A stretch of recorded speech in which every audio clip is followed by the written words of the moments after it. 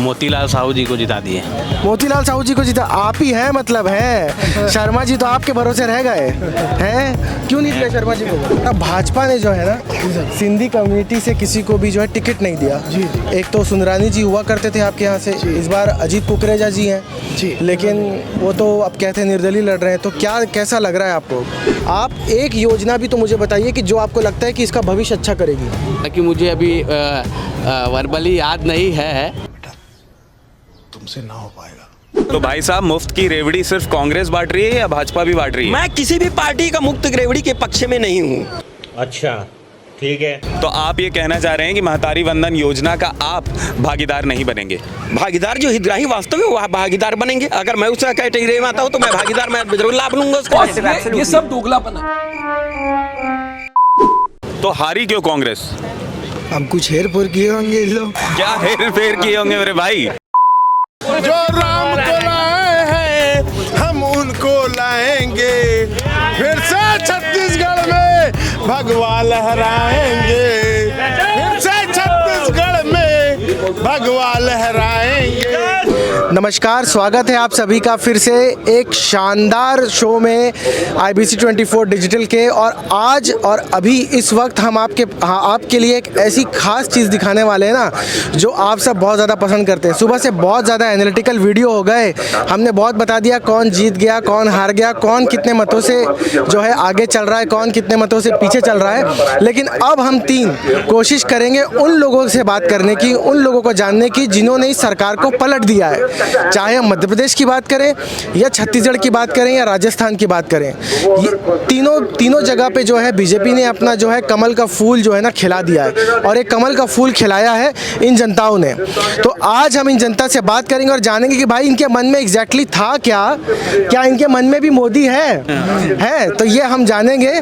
तो आइए बात करते हैं बारी बारी। मैं भी बात करूंगा, शाहनवाज मेरे साथ, शशांक है ये भी बात करेंगे, प्रियांशु है मेरे साथ, हम तीनों मिलकर बात करेंगे और जानेंगे कि इनके मन में क्या है। तो आइए बात करते हैं। क्या नाम है भैया? गौरी शंकर सोनी। कहाँ से वोट दिए थे? मैं रायपुर पश्चिम। किसको जिताए? फूल छाप। फूल छाप, क्या बात है। अच्छा, क्या सोच के फूल छाप को वोट दिए थे? एक्चुअल में क्या है ना, रायपुर में अभी तानाशाही ज़्यादा हो गया था, मतलब कि एक वर्ग समुदाय का, उस हिसाब से हम लोगों ने वोट दिया था। अच्छा जी। और इसके अलावा और इसके अलावा विकास तो कुछ हुआ ही नहीं इनके द्वारा। पूरा जो बीजेपी ने बनाया था वही बना है, इन लोगों ने बस लूट मार किया और कुछ हुआ ही नहीं। अच्छा, कांग्रेस तो बड़े बड़े वादे कर रही थी भाई साहब की धान है और जो है आपके बच्चों को KG से PG तक पढ़ा देंगे, शिक्षा बहुत ज़रूरी चीज़ है, ऐसा ही इन्होंने वादा किया, धान को लेकर भी किया। तो ये मुद्दे आप लोगों को रास नहीं आए? नहीं, मुद्दे तो हैं, मुद्दे वो भी कराएगी। वैसा तो सब फ्री देने से क्या होता है, कुछ नहीं होता। फ्री देंगे सब वही बन जाएंगे। यहाँ तो दारू भट्टी बंद कराने की बात किए थे, दारू भट्टी नहीं बंद हुआ। सही बात है। तो अभी जैसे अपने को फ्री से तकलीफ है, भाजपा देगी तो लोगे कि नहीं लोगे? देखो, फ्री चीज़ तो नहीं देना चाहिए, मैं तो ये बोलता हूँ। उसके लिए बस शिक्षा, जैसे आपने बोला शिक्षा, उसको फ्री करना चाहिए। और चीज़ें हैं आवश्यकता वाली, उसको फ्री करना चाहिए। जैसे एजुकेशन हो गया और आपका क्या हुआ, स्वास्थ्य हो गया, वो चीज़ें फ्री करना चाहिए भाई। ये चीज़ों में थोड़ा सा भाई साहब 2018 में आपने किसको वोट दिया था?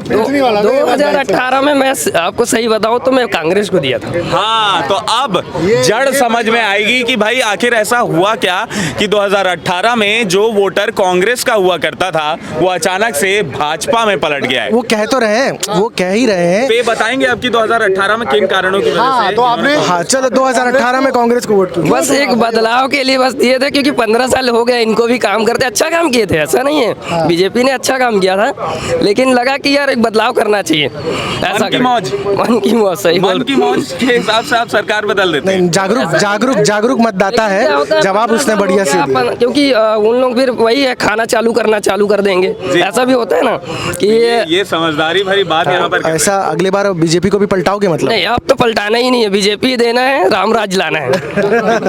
क्या भैया, क्या नाम है आपका? अरे नाम तो बताओ सर। नाम? राजकुमार सागर। रायपुर से ही हैं? नहीं मैं उड़ीसा से हूँ। उड़ीसा से हैं? अच्छा, वहाँ किसको वोट देते हो ये बता दो। अभी तो वोट नहीं हुआ है सर। अरे पिछले बार दिया होगा। पिछले बार हाँ अपना रहते कहाँ ये बताओ, नवीन पटनायक को दिया। अच्छा, रायपुर से कौन कौन है ये बताओ, हाथ खड़े करो। हैं, आओ भाई आओ। सर भाई क्या नाम है सर आपका? जितेंद्र साहू। कहाँ रहते हो आप? ये हम रहते हैं खुशहालपुर में सर। खुशहालपुर में। तो वहाँ किसको जिता के आए हो आप लोग? ब्रिजमोहन अग्रवाल जीत रहे हैं। जीत रहे कि जीत गए हैं? 64,000 वोट से जीत चुके हैं। अरे तो भाई वो तो जीतने ही वाले थे क्या? जीतने वाले थे, गढ़ है वो हमारा है। अच्छा 8-0 से। अच्छा ये बताओ, उसको लेके आएंगे, हैं? जो राम को लाया हम उनको लेके आएंगे। अच्छा, राम मंदिर का मुद्दा अभी से चालू है। सबसे बड़ी बात है राम जी आ गए अपने घर, सबसे बड़ी बात है।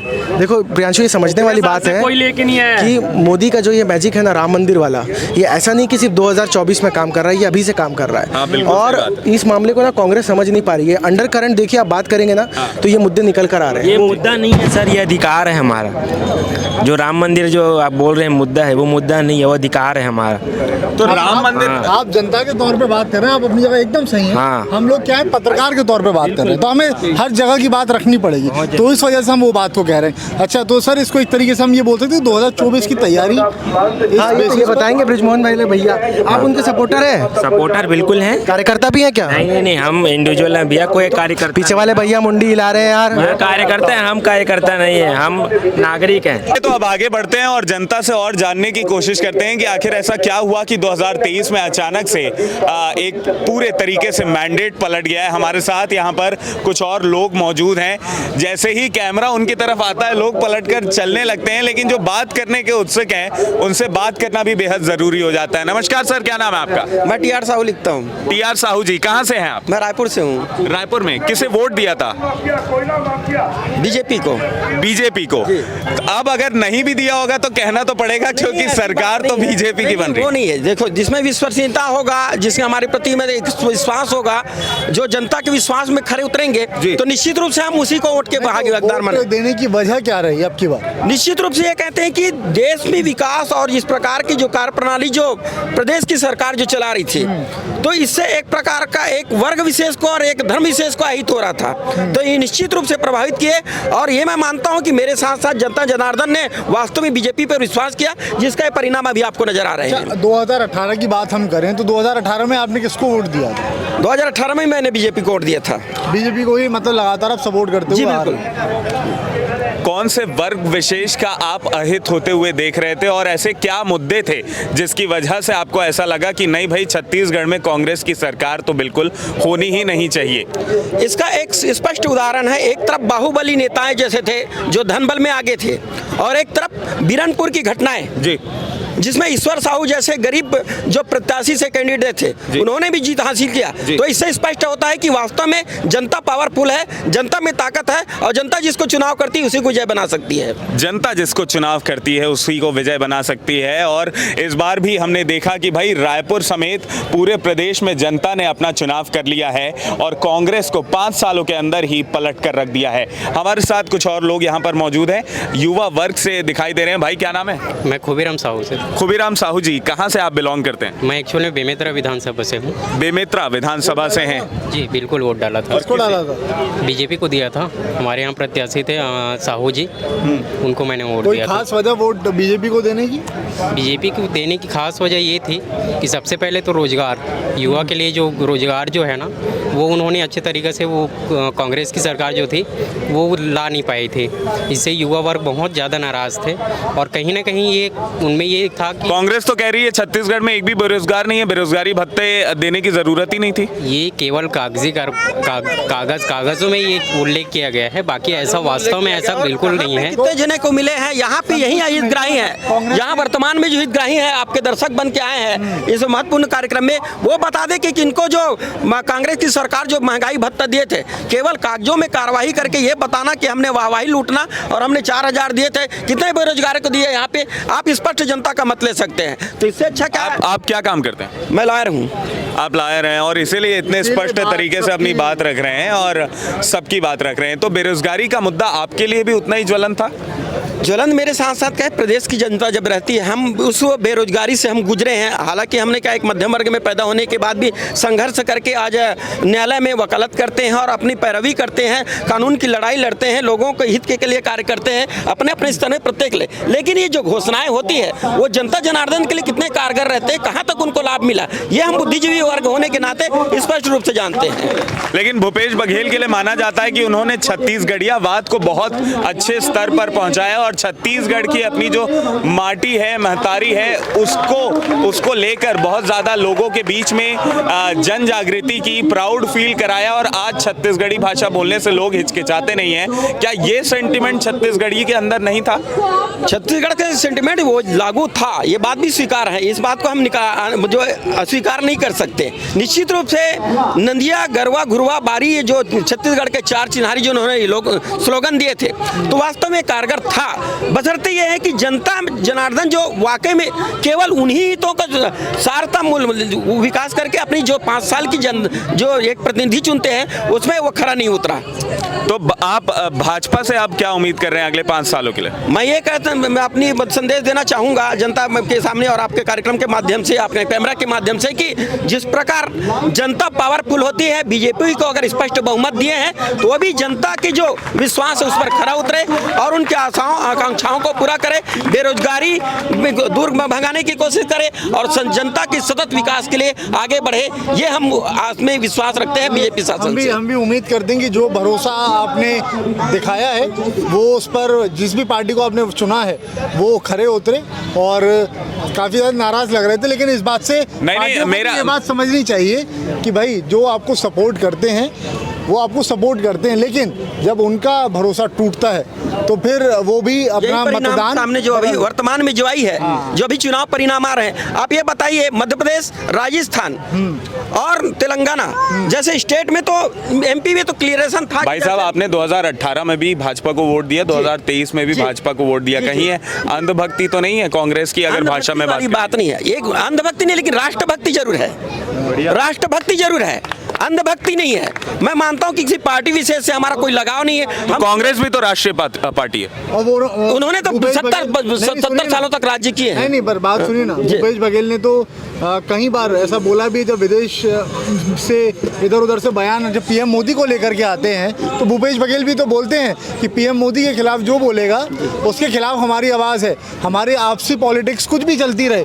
लेकिन देश पर जब भी सवाल उठेगा हम उसके खिलाफ खड़े रहेंगे। तो वो भी कहते हैं। सबसे बड़ी बात है, राजनीति पार्टियों में एक सबसे बड़ी बुराई आई गई कि मुफ्त की रेवड़ी बांटना शुरू कर दिए हैं, खास करके चुनाव के टाइम में, जो कि देश और प्रदेश के विकास के लिए बिल्कुल बाधक बनते हैं और राष्ट्र के विकास के लिए बिल्कुल जो श्रीलंका के हाल हुए वही स्थिति में आना पड़ता है। तो 12,000 रुपए साल के लिए जो घोषणा की गई है महतारी वंदन के लिए विवाहित महिलाओं को भाजपा की तरफ से, वो आपको मुफ्त की रेवड़ी नहीं लगती?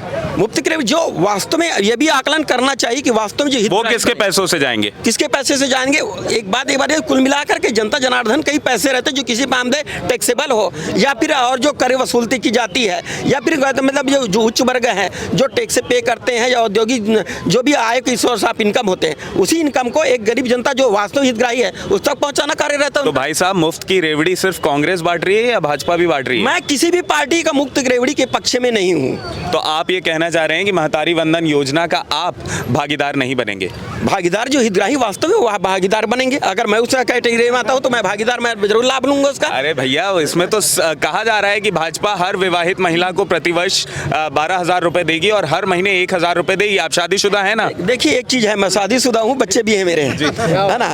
एक चीज और कहना चाहूँगा जो आपके सामने मतलब उपस्थित भी हैं, जो इनका मेन उद्देश्य पर्पस ये रहता है कि आप निकम्मा मत बनाइए जनता को, जनता को निकम्मा मत बनाइए। वास्तव में अगर कोई राष्ट्र हित में है या उनके परिवार के हित है या फिर जो राज्य की योजनाएं हैं, कैसे निकम्मा बनाते हैं?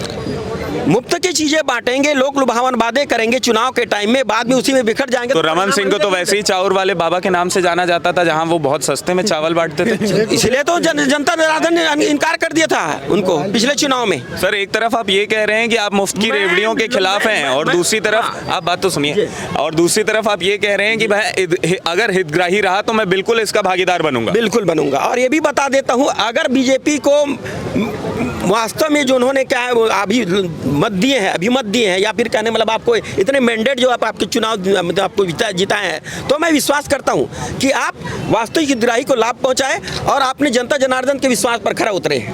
चलिए, तो उम्मीद करते हैं कि भाई भाजपा जो इनकी महत्वाकांक्षाएं हैं सरकार से वो पूरा जरूर करेगी। हम कुछ और लोगों से बातचीत करते हैं। क्या नाम है भाई?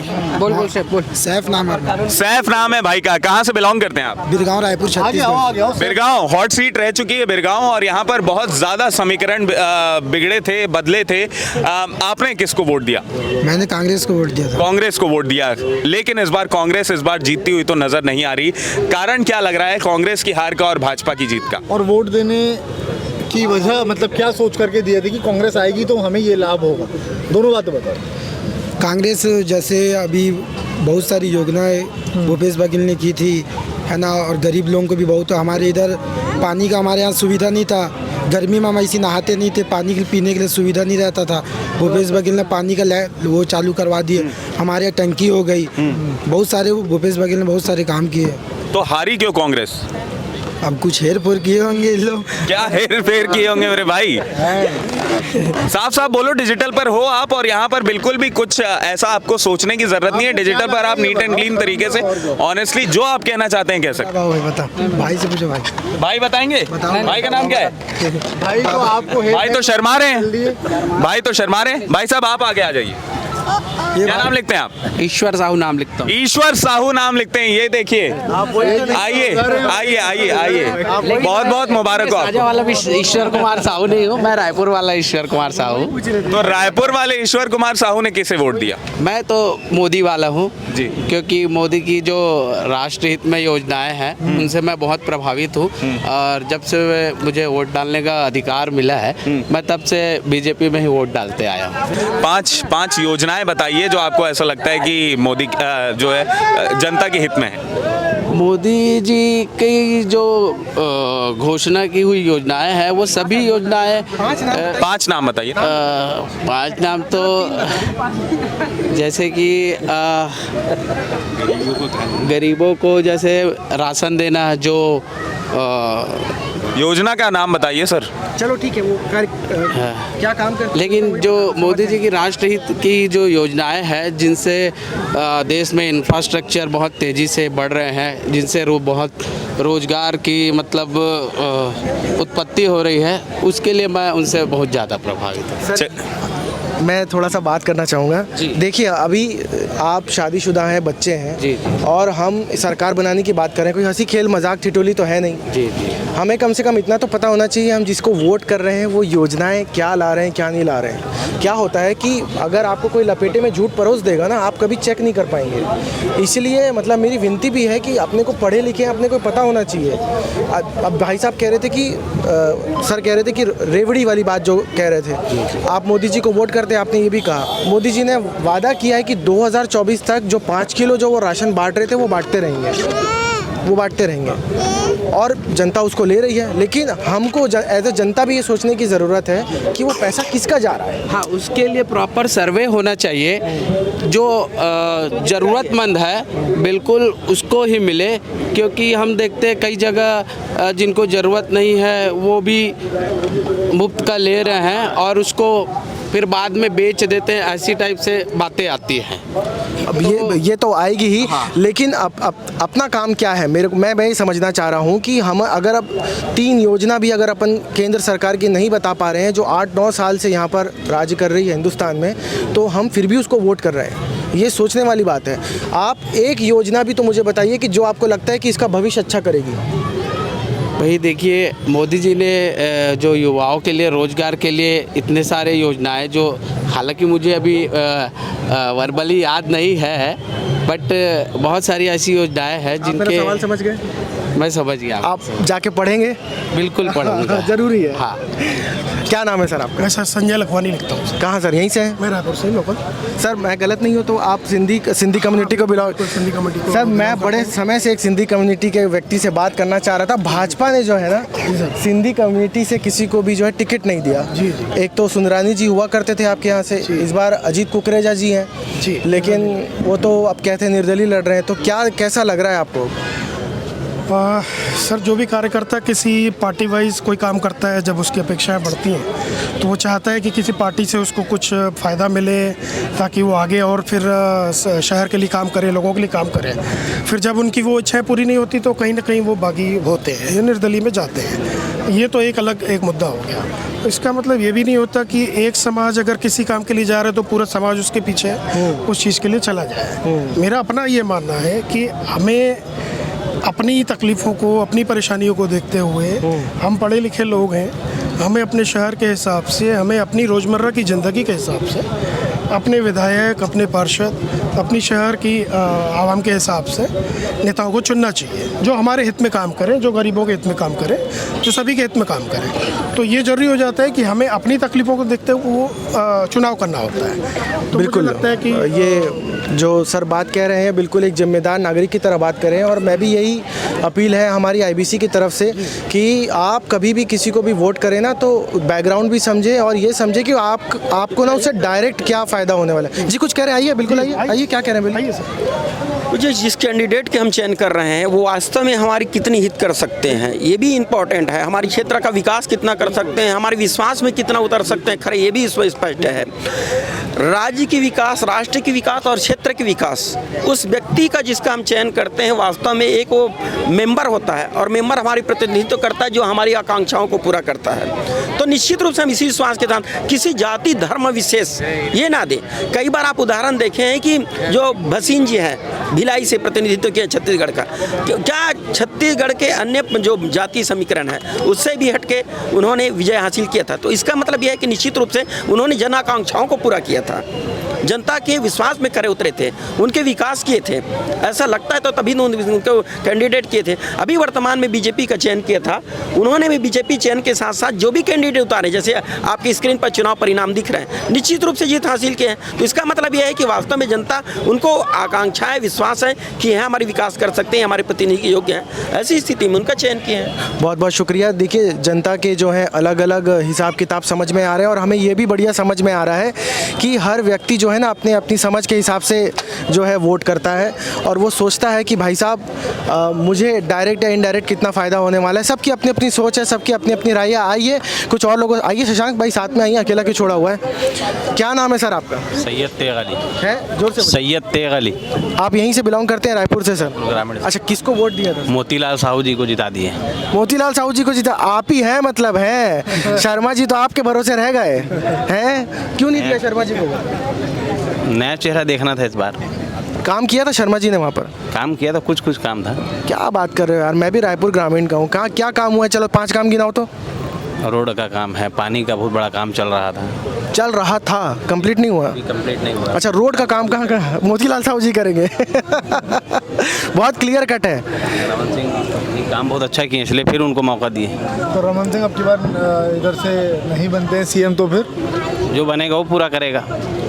अच्छा, बीजेपी से क्या उम्मीद है आपको कि चलिए तो घोषणा पत्र में जो वादे हो जाते हैं, लेकिन आप युवा दिख रहे हैं, आप लोगों को सरकार से क्या उम्मीद रहती है? क्या उम्मीद रहती है भाई, जो विकास करेंगे अच्छा विकास करेंगे। विकास में क्या समझते हैं आप लोग? आप विकास क्या समझते? सिर्फ सड़कें बनाना विकास है? विकास रुका हुआ था वो पूरा होगा पूरा। अच्छा, ये बहुत बड़ी बात है। मुझे बात बताओ, देखो अभी 3 बार शुरुआत में यहाँ पर भाजपा रही थी, उसके बाद कांग्रेस आ गई थी। कौन से काम ऐसे थे जो कि इन 4 बार में नहीं हो पाए? आप घड़ी चौक से लेके जयस्तंभ चौक से वो पुल का काम देख लीजिए, वो रुका हुआ है। वो तो खैर चलो, अब वो कम से कम एक्सेप्शन सब जगह पर है, उसको तो हम भी मानते हैं और हम जब मौका पड़ता है उस बारे में चर्चा कर लेते हैं। पूरी बड़ी बड़ी रिपोर्ट जाती है। उसके अलावा आप बताओ कुछ मुझे और।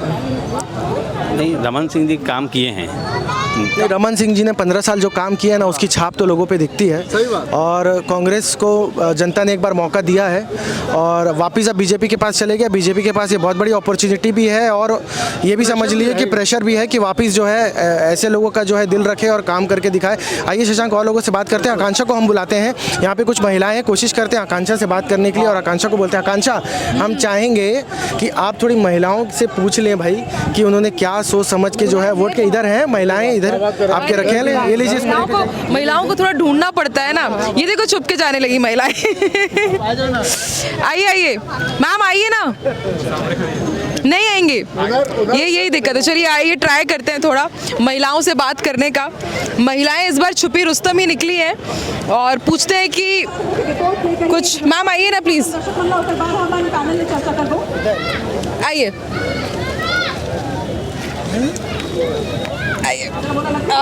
मैम, मैंने तो आपको हाथ दे दिया है इस बार, लेकिन कांग्रेस का हाथ डगमगा गया है। आपने मतदान किया था? जी मतदान किया। किसे दिया था? अब तो बता सकते हैं। बीजेपी को। और इस बार मैम बीजेपी का जादू चल गया है जी खोलकर, और महिला मतदाता बहुत सारी थी इस बार, तो क्या आपको पसंद आया? बीजेपी को आपने वोट दिया? मैम मुझे बीजेपी में तो सबसे ज़्यादा मैं मोदी जी की फ़ैन हूँ। अच्छा। हाँ, मुझे मोदी जी का सब कुछ काम पसंद है। सबसे बड़ा तो आप खुद ही देख रही हैं कि अयोध्या में उन्होंने राम मंदिर का निर्माण कराया, और मोदी लहर ही चल रही है। मेरा क्या हर औरत का है ना।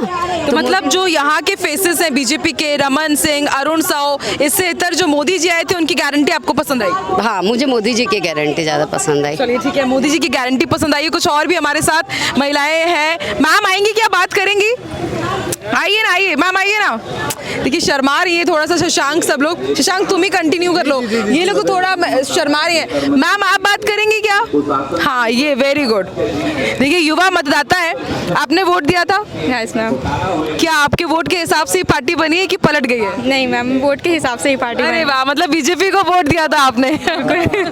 तो क्या तो हिंदू को ही वोट देते हैं। हिंदू है तो बीजेपी को वोट देते हैं। अच्छा ऐसा है, ठीक है। आप ये बताइए क्या आपके मुद्दे क्या रहे, और क्या मोदी पर आपने भरोसा किया या फिर रमन सिंह स्थानीय नेतृत्व, और आपके क्या मुद्दे रहे? मैम हम लोग मोदी पे भरोसा किए हैं। जो हम लोग का भी जैसे युवा हैं तो गवर्नमेंट जो वैकेंसी निकालती है हम लोग उसी के बेस पे मोदी को वोट दिए। और बेरोजगारी भत्ता का भी यहाँ पर ऐलान हुआ था, तो वो पसंद नहीं आया? बेरोजगारी भत्ता का मतलब कि उसका जो अभी हम लोग एलिजिबल नहीं है उसके लिए, तो अभी तो उसका हम लोग को फ़ायदा नहीं मिला है। फ़ायदा नहीं मिला क्योंकि हम लोग एलिजिबल ही नहीं है, हम लोग वैकेंसी के उस पे है, तो इसी के बेस पे हम लोग मोदी को वोट दिए हैं। ठीक है, मतलब महिलाओं की पसंद मोदी जी है। देखिए महिलाओं के मन में मोदी है, लेकिन भैया कुछ कह रहे थे बेरोजगारी भत्ते को लेकर, क्या हुआ भैया? बेरोजगारी भत्ता आपको भी नहीं मिला क्या? मिला था? हाँ। आपने किसको वोट दिया था? मैं तो भाजपा वाला हूँ। तो बेरोजगारी भत्ता भी मिला और भाजपा को वोट दे दिए? कांग्रेस सरकार क्या की? हाँ। कुछ दिखाई नहीं दिया इस बार कांग्रेस सरकार की। बेरोजगारी भत्ता का फायदा तो लिए आप? नहीं लिए, मिल गया जिसको मिल गया। अब अपने को अब चाहिए था जो राम को लाया है, हम उनको ला लिए। और यार हम उनको लाएंगे, जो राम को लाए हैं हम उनको लाएंगे, फिर से छत्तीसगढ़ में भगवा लहराएंगे, फिर से छत्तीसगढ़ में भगवा लहराएंगे। तो देखिए भ्रष्टाचार को अब हम खत्म कराएंगे, भ्रष्टाचार को अब हम खत्म कराएंगे। देखिए जनता उत्साहित है, ये रायपुर वासी है, जो राम को लाए हम उनको लाएंगे, और सिर्फ जय जय श्री राम के यहाँ पर नारे गूंज रहे हैं। चर्चा हमारी वहाँ पर जारी है। ठीक है भैया, आपने भी राम जी के नाम पर ही वोट दिया क्या? हाँ, मैंने भी राजनीति के। यहाँ पर कांग्रेस ने किसको वोट दिया है, कोई एक आध बताएगा? कांग्रेस को किसने वोट दिया है? किसी ने नहीं।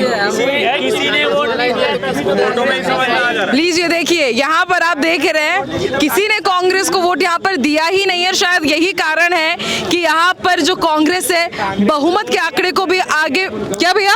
जिसने कांग्रेस को वोट दिया वो घर में बैठे हुए हैं, तभी तो वो नहीं आए ना, बाहर ही नहीं निकल रहे हैं, क्योंकि कांग्रेस की सरकार अब चली गई है और भाजपा आ चुकी है मैडम।